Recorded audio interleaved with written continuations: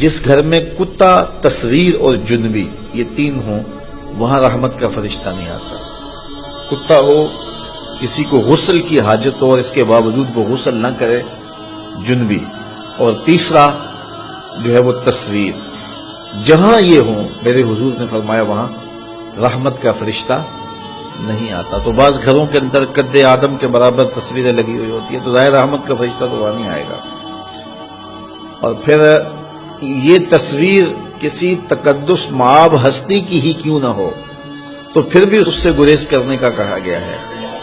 اور آج ہمارے گھروں کے اندر سکرین کے اوپر جو تصویریں چل رہی ہوتی ہیں اور جو مختلف چینلز کے اوپر چل رہا ہوتا ہے تو پھر ہم کہتے ہیں کہ پتہ نہیں برکت کہاں اڑ گئی، میاں رحمت کے فرشتے تمہارے گھر میں کبھی آئے ہی نہیں تو پھر برکت کہاں سے آئے؟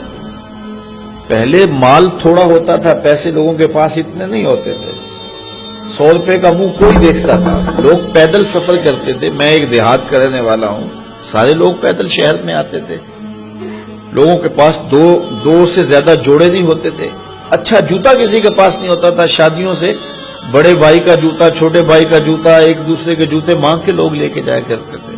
سکول کے بچوں کے پاس بہت ساری مائیں تو کچھ کھانے کے لیے دے دیتی تھی کہ یہ دوپہر کو کھا لینا، اور خرچی بھی بڑی معمولی سے ملتی تھی۔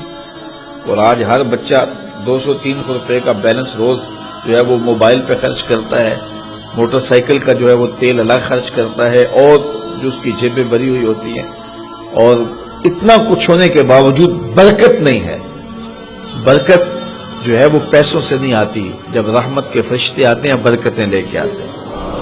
اور ہمارے گھروں کے اندر جو قدآور سکرینیں لگی ہوئی ہیں اس سے برکت اڑ گئی ہوئی ہے، اور اس پہ پھر کیا کیا دیکھا جا رہا ہے اور کیا کیا دکھایا جا رہا ہے، تو پورے ملک سے برکت اڑ گئی ہوئی ہے۔ پیسے کی فراوانی کے باوجود برکت باقی نہیں رہی ہے۔ کثرت کچھ چیز نہیں ہے، برکت کچھ چیز ہے۔ تو اللہ سے کثرت کی بجائے برکت مانگو۔ جب برکت مانگو گے تو تھوڑے میں بھی اللہ تمہیں وہ سکون اور طمانینت قلب عطا کر دے گا جو زیادہ والوں کو بھی نصیب نہیں ہوتا۔ تو اصل مقصود تو طمانینت ہے۔